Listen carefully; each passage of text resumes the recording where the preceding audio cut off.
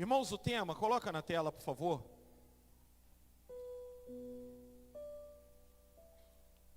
E a gente está continuando essa mensagem, o milagre da liberdade pela prática da sensatez. Vamos repetir isso? O milagre da liberdade pela prática da sensatez. Eu comecei essa mensagem no domingo e continuo ela hoje. Muitas pessoas não tiveram no domingo. Eu quero fazer uma breve recapitulação. Quem quiser acessar a página da igreja e ouvir a primeira parte no domingo, foi tratado algo para aquele público que estava aqui. Algumas coisas fugiram do esboço porque Deus queria tratar com algumas pessoas de forma diferente. Mas quero continuar lendo o 2 Timóteo, capítulo 2, do versos 20 ao 26. 2 Timóteo, capítulo 2, dos versos 20 ao 26. Para quem não teve, entender.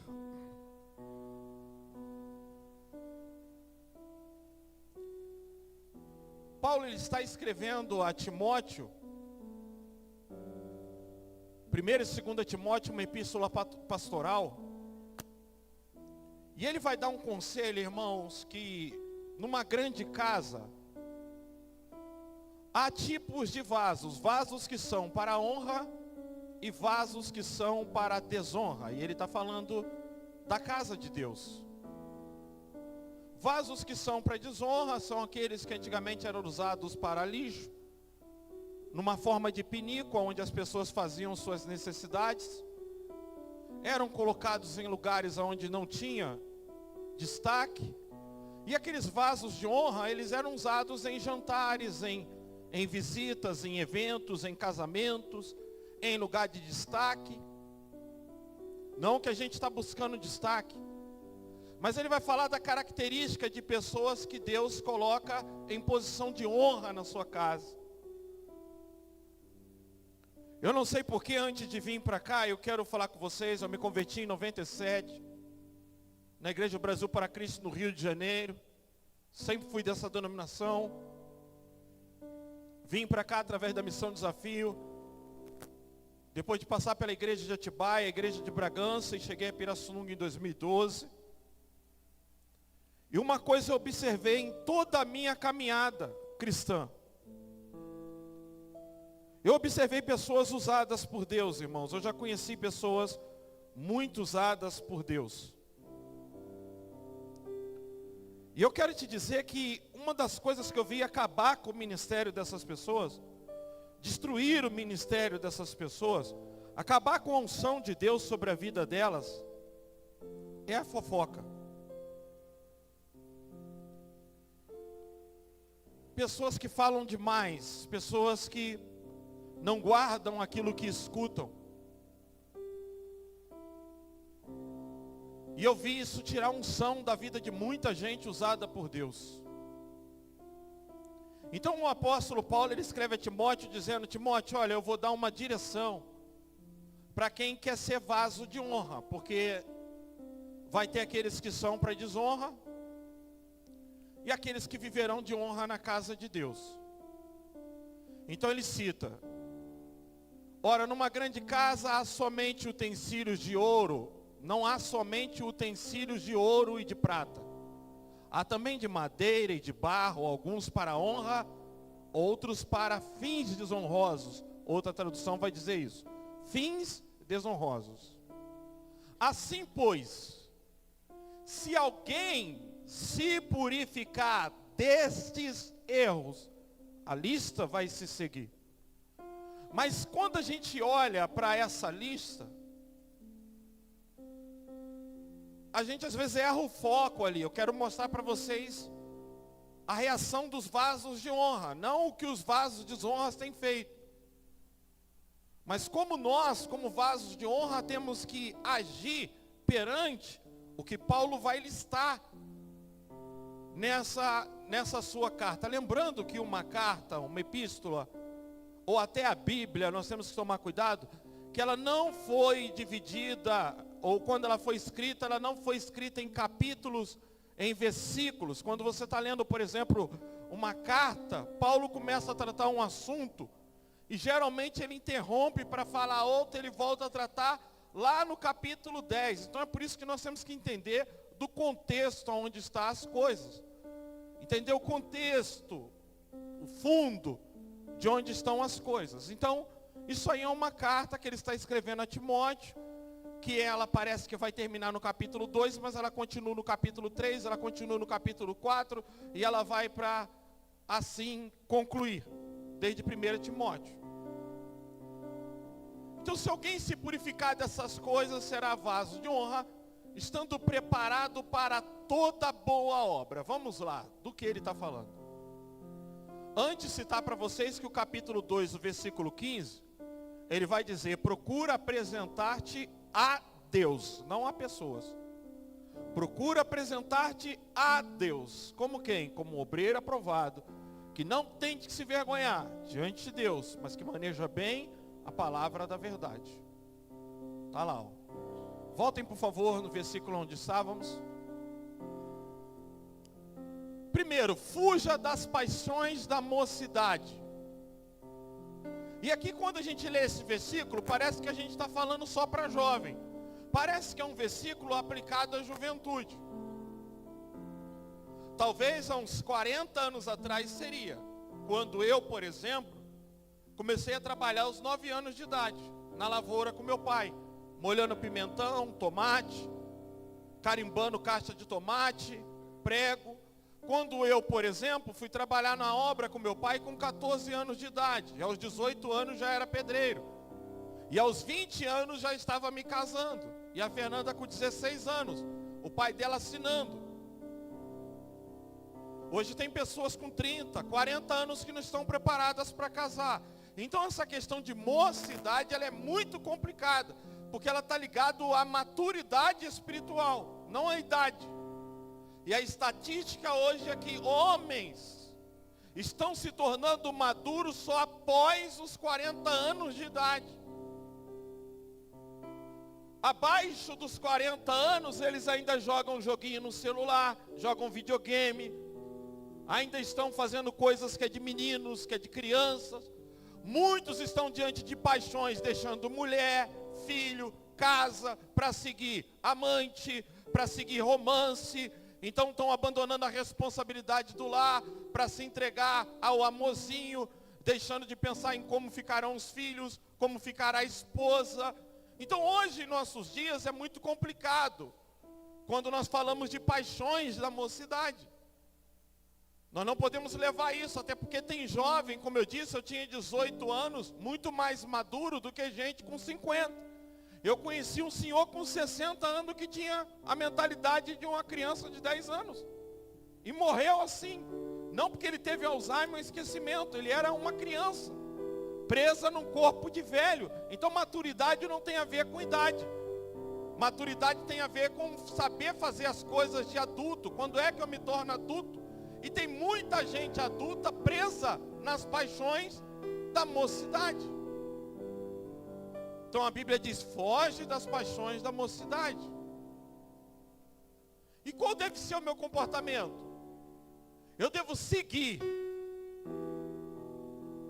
Eu devo seguir. Essa palavra seguir, nós vamos tratar dela 2 vezes, porque eu tenho que seguir a Anitta, eu tenho que seguir Felipe Neto, porque hoje as pessoas é assim, eles seguem um monte de gente na internet.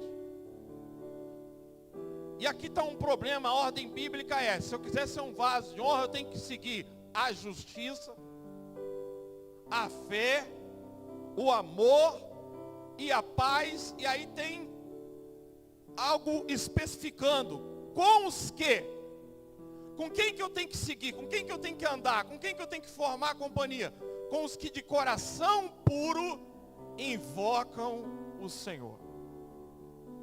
É esses que eu devo estar seguindo. É com esses que eu devo estar caminhando. Então eu tenho que selecionar. Eu tenho que ter seletivo. O Rodolfo Abrantes disse quando ele se converteu, se ele não selecionasse as suas amizades, ele não continuaria no caminho. Ele teve que ser radical, ele teve que cortar um monte de amigos, amizades do mundo. E o crente hoje, ele quer ser amigo de crentes na igreja e quer ser amigo de pessoas do mundo.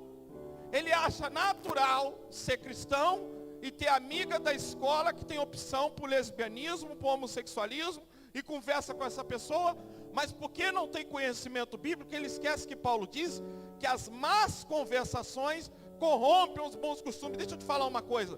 Por que temos que ler a Bíblia todo dia, vir no culto? Por que temos que ter uma vida devocional diariamente? Porque nós temos a nossa inclinação natural para as coisas deste mundo e para as coisas da carne. E se nós não alimentarmos uma vida com Deus, se passarmos mais tempo com o ímpio do que um cristão, eu vou ser arrastado, eu vou ser levado. Então a Bíblia diz que eu tenho que selecionar com quem eu ando, com quem eu convivo, quem eu sigo. Quem é que você segue? Qual é o comportamento da pessoa que você segue? Aí vai dizer o seguinte: evite as discussões insensatas e absurdas, pois vocês sabem que elas só provocam brigas. Para aí. E a igreja, muitos de vocês o ano passado, o ano retrasado, entramos em muita discussão, petista, bolsonarista, arma, e entramos em tudo isso, a igreja se envolveu com tudo isso, e geramos muita briga, por discussões o que? Insensatas. Até a marcha para Jesus esse ano no Rio, clamando pela liberdade de expressão, enquanto a Bíblia diz que nós seríamos perseguidos, enquanto proibiriam nós falarmos o nome de Jesus, e os discípulos não precisaram da liberdade, em Atos capítulo 4, eles não precisaram da autoridade dos sacerdotes, ou de liberdade de expressão para pregar o Evangelho. Eles disseram: Senhor, estamos sob ameaças, proibiram-nos de pregar, mas pelo Teu Espírito nos concede ousadia e intrepidez. Para quê? Anunciar a palavra mesmo presos, perseguidos, mesmo sendo maltratados, mas que o Evangelho continue pregado.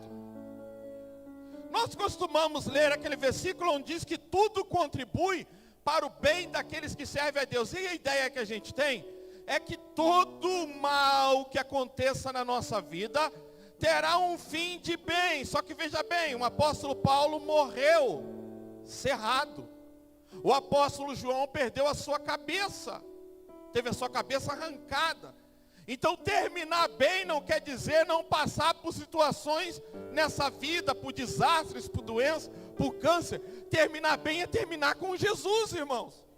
Terminar bem é terminar salvo. Terminar bem é estar na cama, não importa, o câncer tomou todo o meu corpo. Combati a carreira, guardei a fé, e agora estou indo para o lugar que me está reservado. Isso é terminar bem. Evite as discussões insensatas e absurdas. Pare de perder tempo, sabe? Tem gente que nunca leu a Bíblia toda, mas ele vem querendo saber como é o céu. E ele não sabe nem das coisas que ele deve fazer como cristão na terra. Ele quer saber quem é a mulher de Caim. Ele quer saber as coisas mais... E aí ele esquece de Deuteronômio 29 e 29. O que está escrito lá? Coloca na tela, Deuteronômio 29 e 29. É simples se nós entendermos isso. Olha o que está escrito aí. Sai um pouco daí e coloca lá. Está bem claro lá. Repita comigo. As coisas encobertas pertencem ao Senhor, nosso Deus. Porém as reveladas nos pertencem. Então observe que tem coisa que pertence a Deus, e tem gente querendo saber coisa que é de Deus. As coisas que Deus quer revelar, Ele vai te revelar. E muitas delas já estão reveladas na palavra. Voltem no versículo onde estamos pregando, 2 Timóteo. Então foge das paixões da mocidade e acompanha os que de coração puro invocam o Senhor. Porque tem gente invocando a Deus, coração sujo. 23. Evite as discussões insensatas e absurdas, pois vocês sabem que elas só provocam brigas. Olha o 24. Repita comigo. O servo do Senhor não deve andar metido em brigas. o servo do Senhor não deve se meter em brigas. Agora, falando disso, essa semana em casa, teve briga entre você e seu cônjuge? Teve briga entre você e seu filho? E quando tem briga lá, quanto tempo dura essa briga?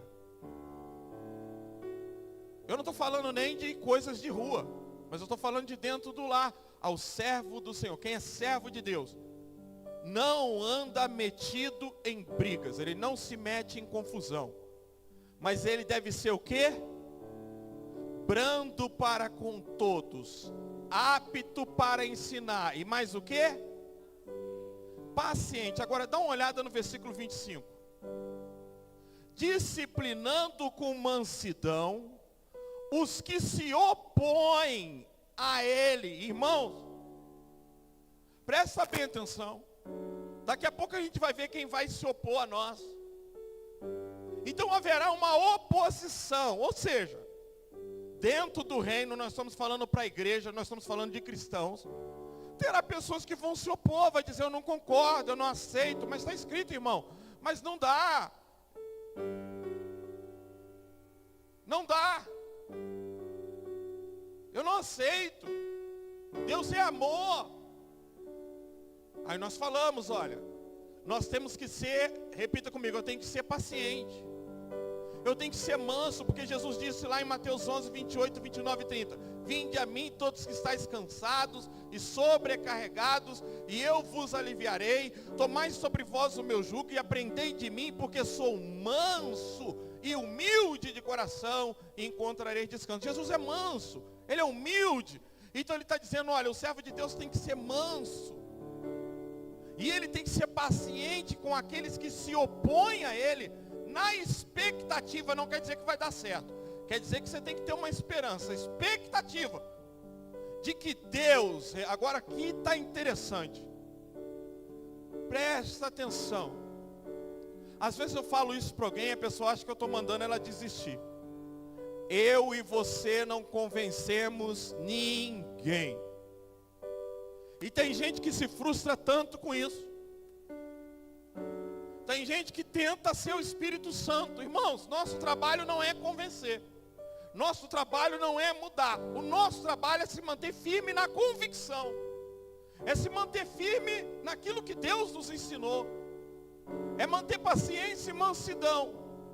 Porque a Bíblia diz que na expectativa, qual a expectativa da pessoa mudar? Não, a minha expectativa é que Deus não lhes conceda não só o arrependimento para conhecerem a verdade. Então minha expectativa é que é Deus que vai mudar, é Deus que vai trazer arrependimento. Talvez você fale, eu falo com essa pessoa e a pessoa não muda. Eu falei com vocês que eu tinha uma professora de matemática e toda a minha vida eu tinha dificuldade com matemática, eu não entendia matemática. Para mim matemática era um bicho de 7 cabeças. E esses dias eu fui prestar uma prova, e aí eu acompanhei uma professora, ela foi ensinando matemática, e eu falei, meu Deus, como pode? Eu não sabia fazer conta de dividir, e era tão simples assim, tão simples. Mas eu vim entender com 44 anos de idade. E na minha época muitos entendiam. Então há coisas que as pessoas não compreendem, mas uma hora Deus pode abrir a mente delas e elas caírem em si e entenderem. Agora o que vale, não é que me ouviu. Outro dia alguém me disse, puxa vida, eu não ficaria alegre que meu filho, eu sou pastor numa igreja, meu filho é crente em outra igreja. Gente, que seja crente, que sirva a Deus, que não esteja no mundo. Agora se o meu marido chega em casa, ele fala, minha mulher, você tem falado comigo 10 anos.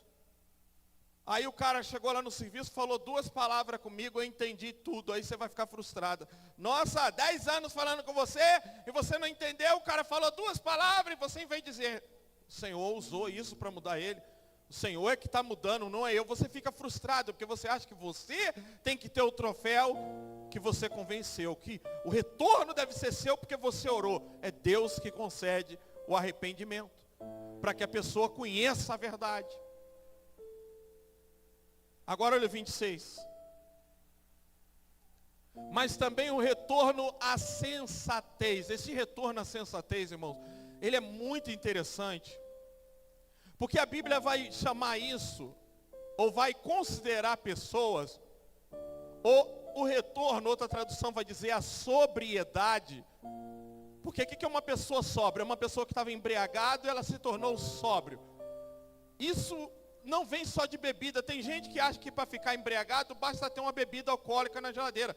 Marta estava embriagada. E ela estava embriagada com os afazeres dessa vida. Ela estava embriagada com ansiedade. Tinha gente na Bíblia embriagada com o desejo de ficar rico. Tem gente embriagada com prostituição. Tem gente embriagada, tem gente insensato. Tem gente que perdeu o senso do que é direito, o que é errado. Embriagado com as coisas desta vida. Então a Bíblia diz, olha, mas também com a esperança que as pessoas retornem à sensatez, a fim de que se livrem dos laços do diabo. Porque o diabo, o que ele fez?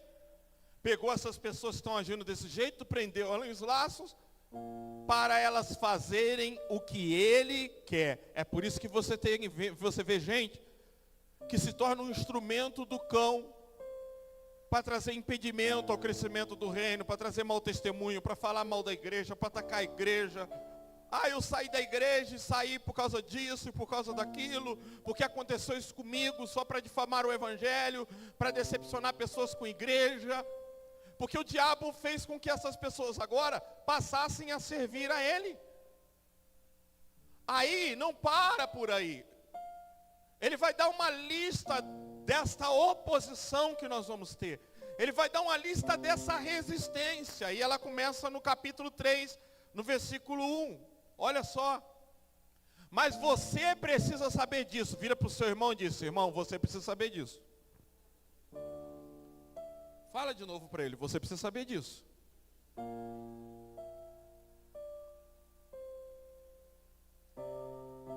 Nos últimos dias, sobrevirão tempos difíceis. Por que tempos difíceis? Dá uma olhada. Pois os seres humanos serão egoístas, avarentos, orgulhosos, arrogantes, blasfemadores. Esses dias o Renato me marcou num vídeo. O título do vídeo é O Profeta, um homossexual, numa mesa da ceia, a mesa da ceia do Senhor, com um monte de homossexual beijando, lavando os pés uns dos outros. É isso, blasfêmia, pessoas que vão blasfemar da fé, vão rasgar a Bíblia, vão pegar o crucifixo, e tudo isso que você está vendo hoje, que é assim, se você falar da homossexualidade, você está errado, você é preso. Mas se perseguirem, blasfemarem imagens sacras, santas, não tem nada de errado. As pessoas são blasfemadoras. Veja, a Bíblia diz, você tem que ter paciência, você tem que ter amor com esses que vão se opor a você, vão fazer oposição. Agora veja bem, desobediente aos pais. Ontem eu conversava com um pastor, e engraçado, irmãos, há uns 6 anos atrás eu conversei com esse jovem. Ele foi cantar no Raul Gil, ele entrou em contato comigo e falou, pastor, eu estou gravando um CD, presta atenção, isso é fresco para você.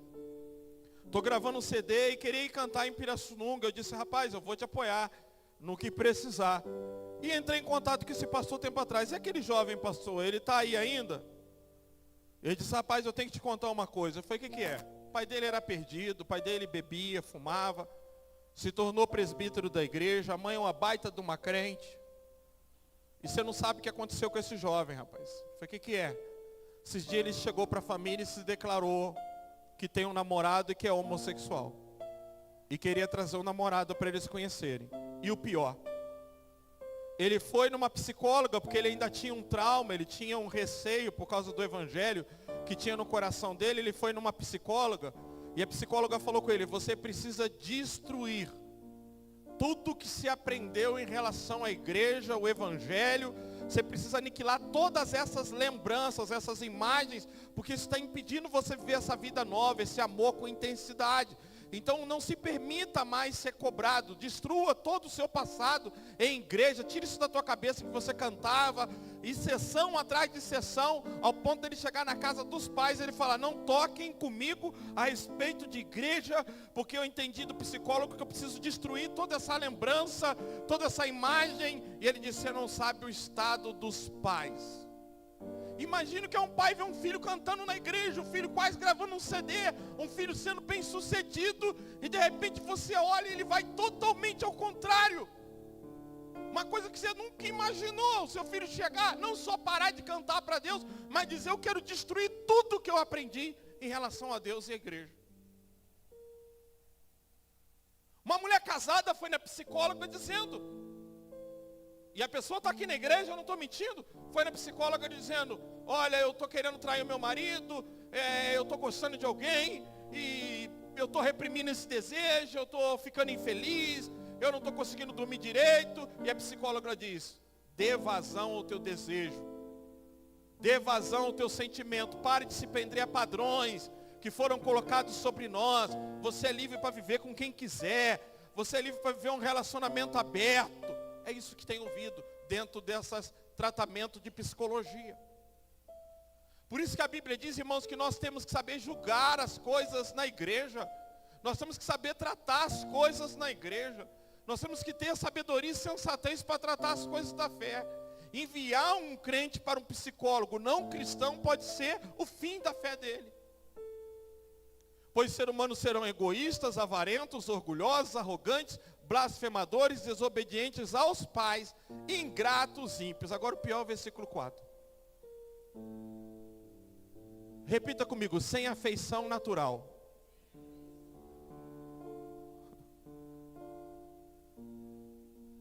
Eu sei que muitos já ouviram isso domingo. Mas o que é uma pessoa sem afeição natural? Eu olho para o Roberto, naturalmente para mim ele é o quê? Olhando para a cara dele, para a feição dele? Homem. Mas ele vira para mim e diz, não, eu sou não binário. Eu sou um cachorro. Que isso, rapaz? Ué, você para mim é um homem, você tem cara de homem. Não, mas eu sou um cachorro preso no corpo de um homem. Eu tenho esse problema. Se você acha assim, não, eu sou uma menina que estou no corpo de homem, e os meninos da mídia ficam atentos agora a isso, para não usar isso como desculpa, né? Eu sou uma menina no corpo de homem, ou eu sou um homem no corpo de menina, eu também me sinto um rico no corpo de pobre. E aí? Isso não muda nada. Tem uma hora que eu olho para mim e digo, meu Deus, eu me sinto como rico, mas estou preso no corpo de pobre. Como é que eu chamo isso? Transsocial? Se eu chegar lá no cara lá e vai dizer, me vende tudo que você tem aí. Mas você tem dinheiro? Não, não é questão de dinheiro. Eu vou ter um dia, porque eu sou um pobre preso no corpo do rico. Isso será aceito? Sem afeição natural. Vão perder a afeição natural, afeto natural. O que é natural para a pessoa ter afeição? Qual é a afeição natural da pessoa, gente? O que eu tenho que me atrair? O que é natural eu ter afeto, carinho? É pelos meus pais, pela minha mãe, mas eu tenho mais afeição pelo amigo de escola. Então, sem afeição natural, vão perder toda a afeição natural. Implacáveis, caluniadores, sem domínio de si, cruéis, inimigos do bem. Versículo 4. Traidores, atrevidos e pior. Aqui está o pior. Repita comigo. Convencidos. Irmãos, como é que você vai ter paciência com uma pessoa que ela está convencida? Não, eu estou convencido que eu posso amar uma pessoa do mesmo sexo. Ela está convencida. Ela está convencida. Agora veja bem, não está dizendo que ela é mais amiga ou ela é inimiga de Deus, porque é bom quando a pessoa ela é uma ou outra coisa. Mas o pior ali não está dizendo mais amiga de Deus, do mundo e inimiga de Deus. Está dizendo mais amiga dos prazeres do que? Então não é uma pessoa que está negando a fé. Não é uma pessoa que está negando que Deus existe. Não é uma pessoa que está negando salvação, até porque nós vimos a Tami Gretchen se batizando. Tem a igreja da Lana Holden. Tem tantos hoje que vivem no erro e professam a fé em Deus. E eu não preciso, só você ir para a internet e você vai ver. O problema é que o prazer está em primeiro lugar. O negue-se a si mesmo foi embora. Eu desejo amar uma outra mulher, mas eu também sou amigo de Deus. O que está na frente é o prazer. Ela é mais amigo da paixão, ela é mais voltada, ela é reverente aos seus desejos do que de Deus. Não é de um ou de outro. Está na frente o prazer, está na frente a vontade, está na frente o desejo. E esse é o problema. Mais do que de Deus. E o servo de Deus é totalmente, ele tem os prazeres. Como eu disse, eu como homem casado, porque tem aquela que diz, eu sou mulher e eu gosto de mulher. Eu sou casado e eu também poderia pegar um monte de mulher por aí. Eu sou homem, eu também tenho desejos. Mas o que me limita? Os padrões bíblicos que diz que eu devo ser marido de uma só mulher, respeitá-la e amá-la. Se eu fosse seguir os meus impulsos, eu estaria por aí também cometendo loucuras. Então eles acham que só eles têm desejos para ser vencidos e nós não. A questão é que nós não colocamos os nossos prazeres na frente de Deus. Nós honramos a Deus e deixamos os nossos prazeres de lado. Porque Jesus diz, quem quer vir após mim, negue-se a si mesmo. Versículo 5. Aqui está o terrível. Repita comigo, tendo forma de piedade. Então a gente não está falando de gente que está no mundo, gente. A gente não está falando de gente que está fora da presença de Deus, porque piedade é uma coisa própria de quem teme a Deus, de quem serve a Deus.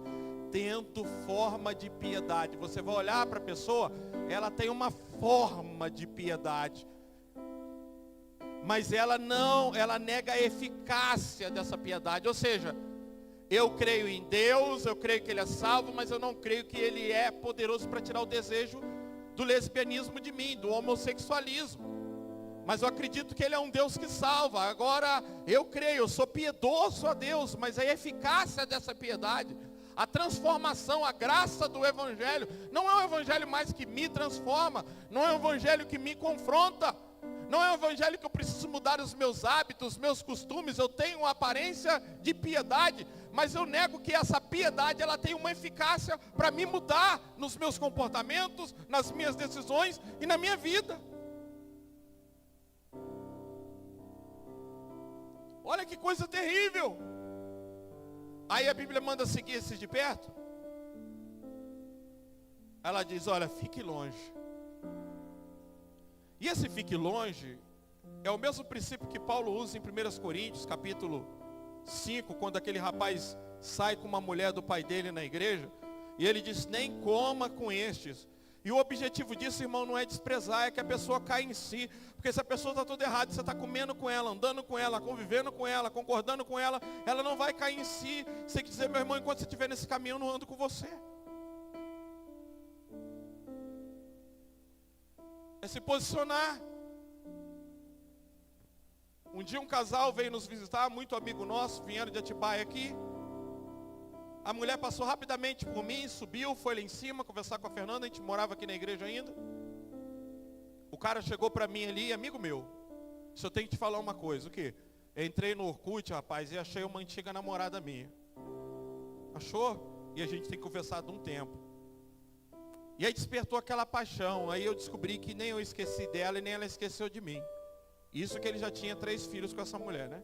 Já fazia anos, o Orkut. Cuidado, Facebook, tá derrubando muita gente, WhatsApp, tá?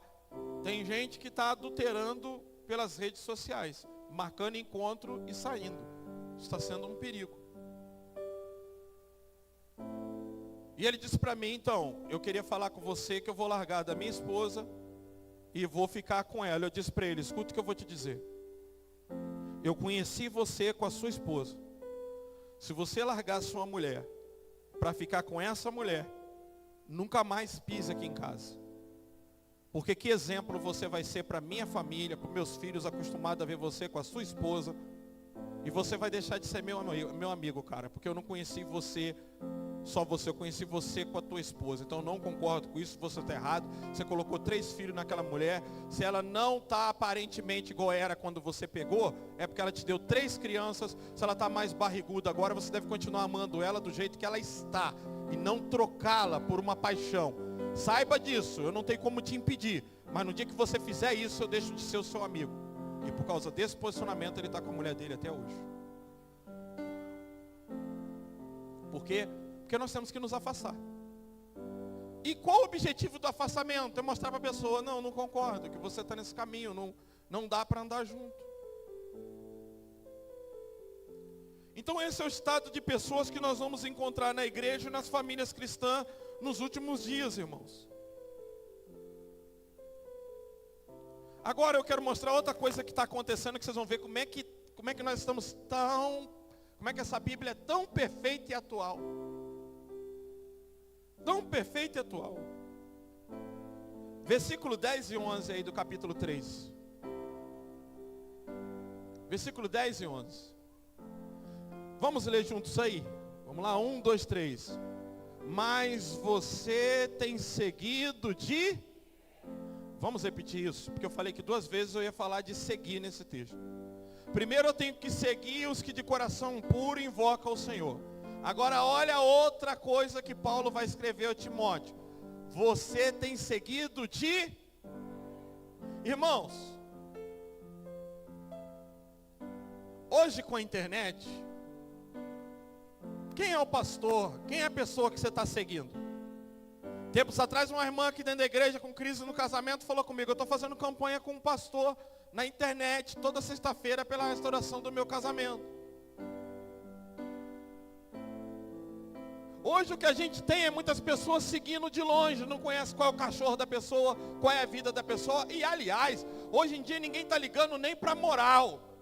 Basta o cara falar o nome, falar a casa, entregar uma profetada, que questões morais já não está interessando mais.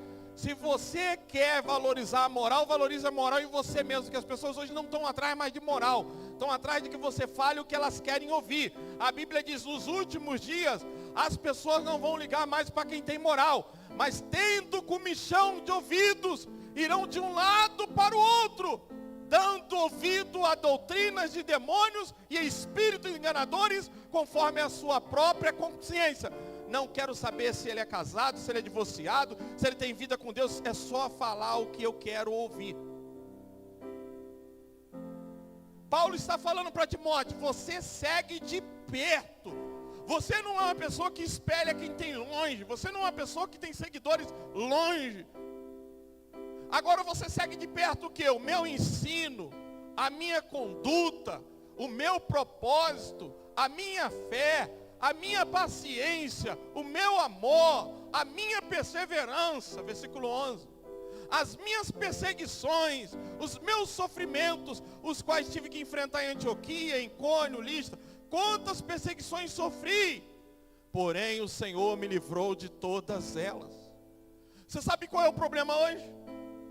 Nós temos a página da igreja, nós temos pregação da igreja, nós temos a Tati que de vez em quando faz vídeos curtos para publicar no Instagram dela, para publicar coisas da igreja, mas você vê crentes compartilhando coisas de longe, compartilhando igrejas de longe. Ele não conhece o estado daquela igreja, não sabe se ela nasceu em rebelião, não sabe a vida daquele pastor, ele não segue mais de perto. Nós temos um problema grave com isso. Um pastor está 14 anos na igreja, sabe que ele é casado há 26 anos, tem falha? Tem. Eu tenho erros? Tenho.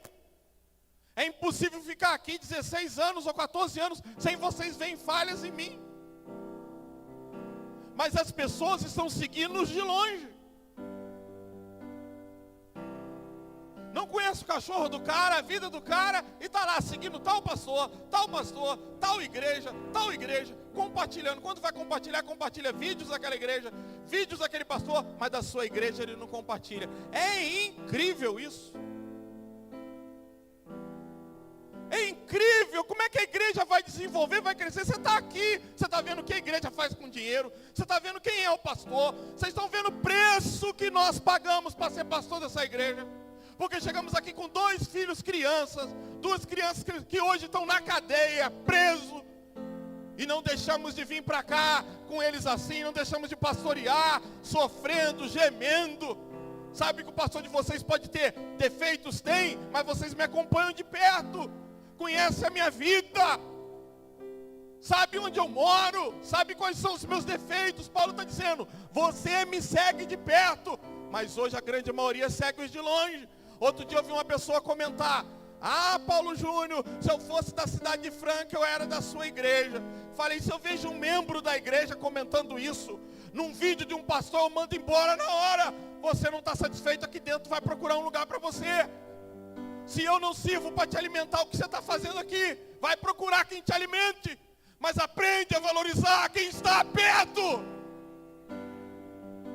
Aprende a dar honra a quem você vê a luta, o sofrimento. Por que tem pastor morrendo? Esse dia um pastor falou comigo, pastor, é incrível. Ninguém liga para nós para elogiar a nossa pregação.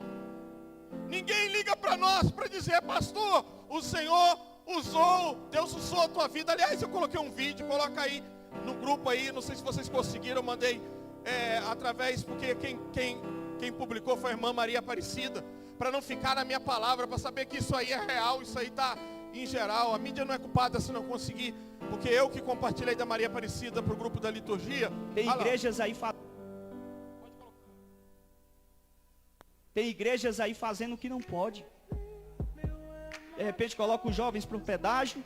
Um faz cantina, outro faz rifa, outro faz tudo. Arranca dinheiro, faz empréstimo para pagar um pregador que não é pregador, é um artista gospel. É um mercenário. De repente ele vem, chega, a fogueira está acesa, ele vem, prega 30 minutos e vai embora com o bolso cheio de dinheiro. E o pior, pasmem, são esses que são valorizados pela igreja. Porque se sabe que vai estar aqui, a igreja lota, nem que seja meio de semana. Mas não dá valor ao pastor que está catando graveto todos os dias para não deixar a fogueira apagar neste altar. Entenda uma coisa, comece a valorizar quem cata graveto. É o teu pastor. Porque quando chega um problema na tua vida, no teu casamento, você vai ligar para o telefone do teu pastor. É ele que vai perder noite de sono por causa do teu problema. Está comendo, está almoçando, de repente o telefone toca, perde até a fome, porque é tanto problema. Mas você valoriza o que está de fora, que chega com a fogueira acesa. Vai valorizar o teu pastor que está catando graveto e não deixa a lenha, o fogo se apagar. Por que tem pastor desanimado? Eu confesso para vocês, eu já falei que desde quando eu trouxe a Sueli aqui, e o pastor Peter, e ela trouxe várias revelações, deu 1.200 de oferta para ela. Pastor Peter falando da obra da Índia, o sofrimento das crianças Dalit, deu R$700. Porque se chegar alguém aqui e começar a entregar revelação para o seu ego, te encher de promessa, encher o teu emocional, encher o teu orgulho, você abre a mão. Mas quando é para a obra de Deus, quando é para a obra missionária, o teu bolso fecha. Porque você está vindo aqui buscar coisas para o teu ego, tu não vive para o reino, tu vive para você. Paulo está dizendo, você seguiu de perto. Agora pergunta ao seu irmão, quantos seguidores você tem de longe, irmão?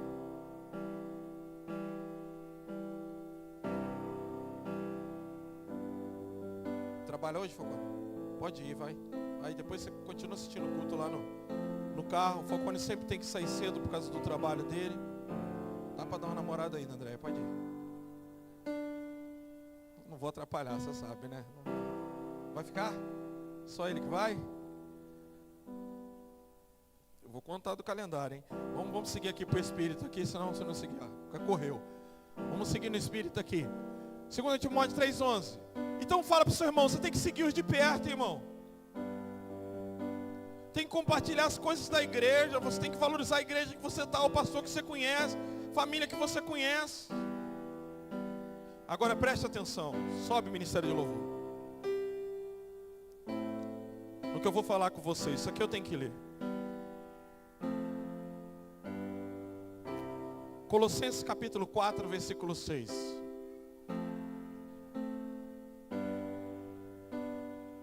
Aqui está um desafio. Que a palavra dita por vocês seja sempre agradável. Repita comigo, temperada com sal.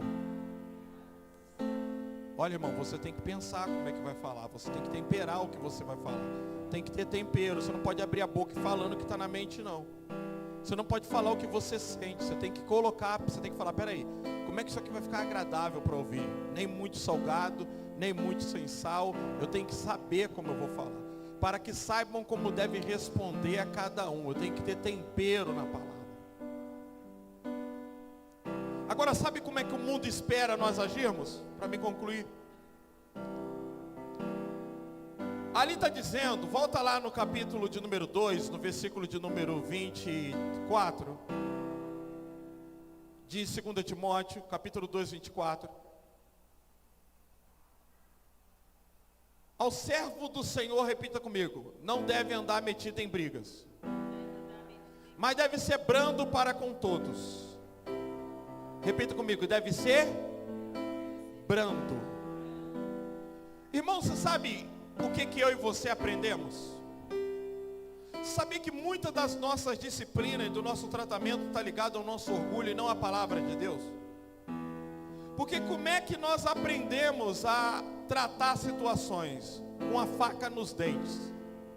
Ensinaram para nós que quando a gente tem que corrigir quem está errado, a gente tem que ser brabo, implacável, a gente tem que mostrar insatisfação, tem que sair da linha, tem que gritar. Se a gente não gritar, então é o mundo que espera esse comportamento do cristão.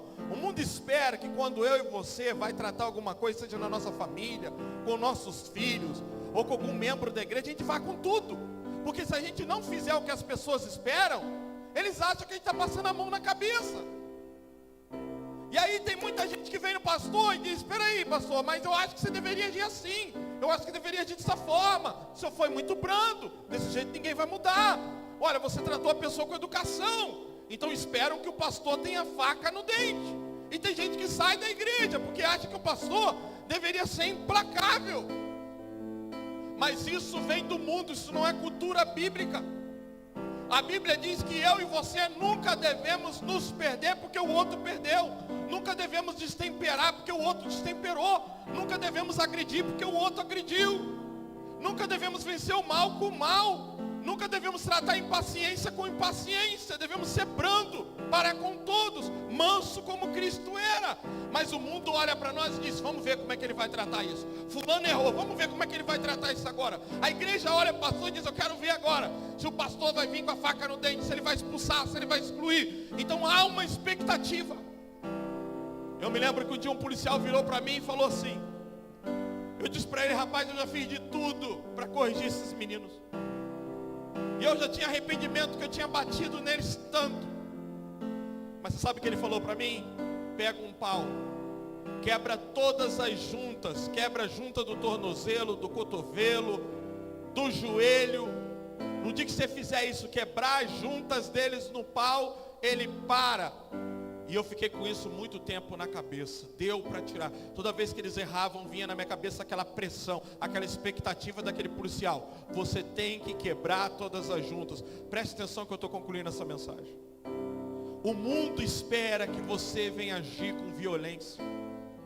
O mundo espera que você venha tratar o mal com o mal. Que você venha tratar a vingança com vingança.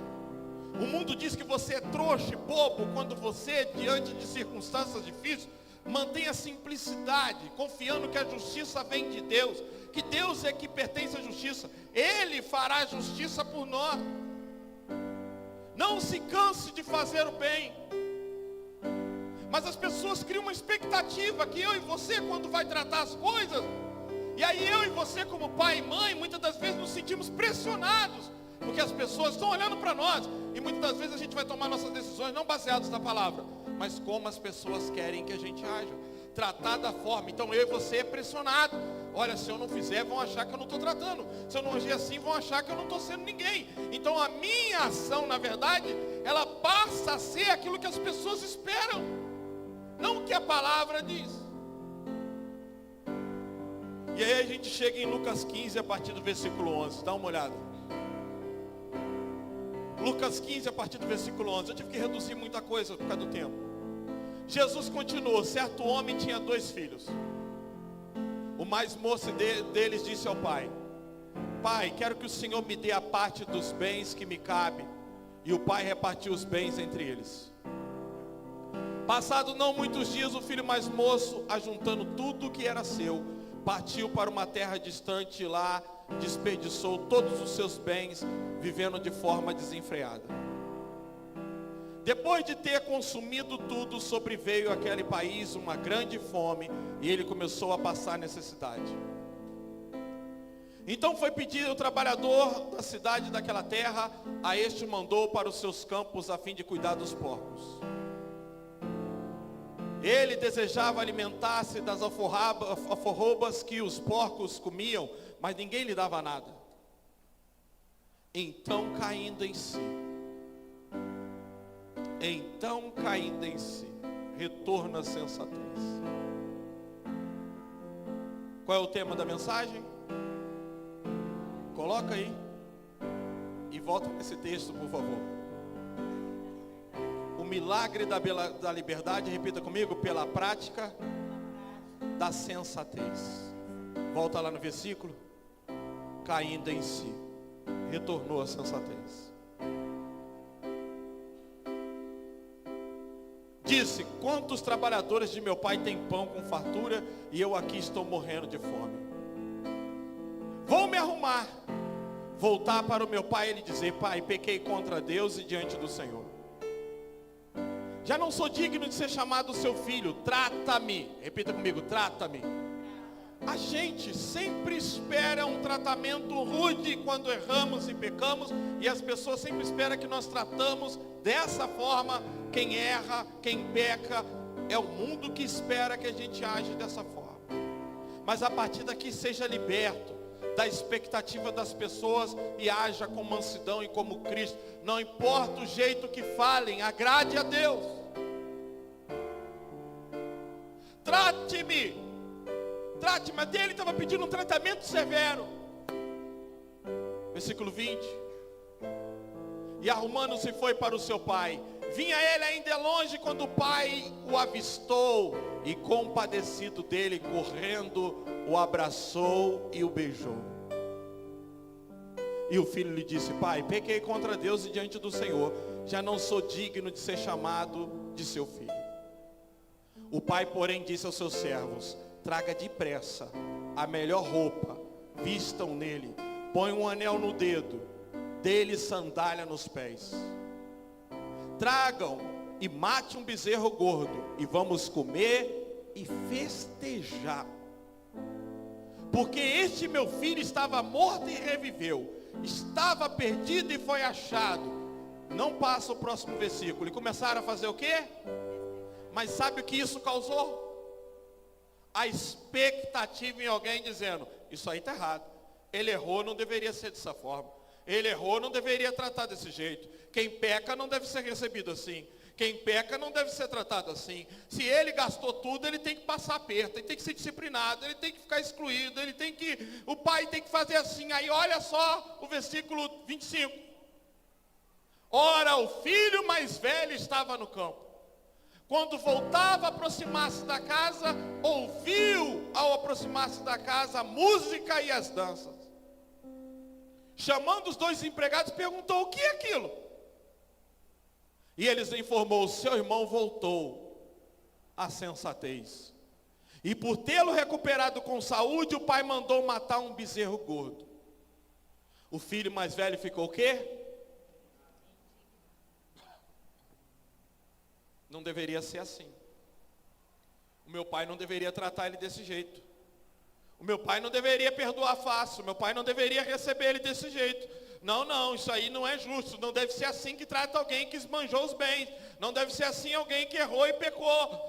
Olha a expectativa que às vezes as pessoas põem em nós, de como nós devemos agir. Saindo, porém, o pai procurava convencê-lo a entrar. Mas ele respondeu ao seu pai: faz tantos anos que te sirvo, e o Senhor nunca transgrediu um mandamento seu, mas o Senhor nunca me deu um campo, sequer para fazer uma festa com meus amigos. Mas, quando veio este seu filho, não é meu irmão não, que sumiu com os bens do Senhor, gastando tudo com prostitutas, o Senhor mandou um bezerro gordo para ele. Então o pai respondeu: meu filho, você sempre está comigo, tudo que tenho é seu. Mas era preciso festejar e alegrar-se, porque este seu irmão estava morto e reviveu, estava perdido e foi achado. Veja como era a expectativa do irmão com o pai. Pai, você teria que tratar ele de uma forma rude. Ele desperdiçou tudo. Ele foi com prostitutas. Ele está falando dos religiosos da época, como os religiosos viam os publicanos, as prostitutas, aqueles que não seguiam a lei de Moisés. E está falando para os fariseus: olha, vocês se perderam na rigidez, sabe? Vocês perderam o amor, a paciência com quem se perdeu.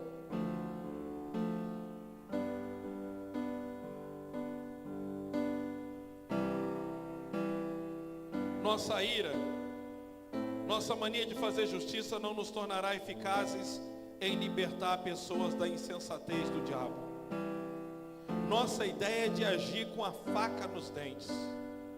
Mas olha para esse vídeo agora.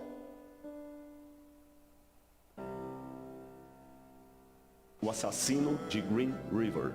Até onde eu saiba, sociopatas e psicopatas não têm sentimento. E esse psicopata, ele matou mais de 40 mulheres. E quando ele estava ali, eles prenderam o sujeito. E você sabe que lá na América tem essa questão de levar a vítima pro júri popular e as pessoas podem enfrentar. Então tem vários vídeos das pessoas falando assim: você deve morrer no inferno. A mulher estava até cuspindo aqui. Eu odeio você. Se eu pudesse, eu picava você. Te ódio, você é um monstro. E ele olhando assim, com um olhar bem frio, né? Frio. E o único sentimento que ele esboçava, além da frieza, era o desdém. Sabe a ironia? Tem um camarada que sabe. Aí chegou um senhor de suspensório, assim, uma barba grande, e falou assim: o senhor tornou minha vida muito difícil, me embargando a voz. Eu sou um cristão. E o Senhor está me obrigando a colocar em prática o mandamento mais difícil que Jesus me deu, que é o de perdoar. Eu sei que essas pessoas aqui odeiam o Senhor, mas pelo que o meu mestre mandou, apesar do que o Senhor fez com minha filha, eu perdoo o Senhor. Sinta-se perdoado. Naquele momento, contrariando todos os prognósticos que dão de sociopata, O cara chorou. ele chorou. A graça de Deus capacita você a fazer coisas que o assassino...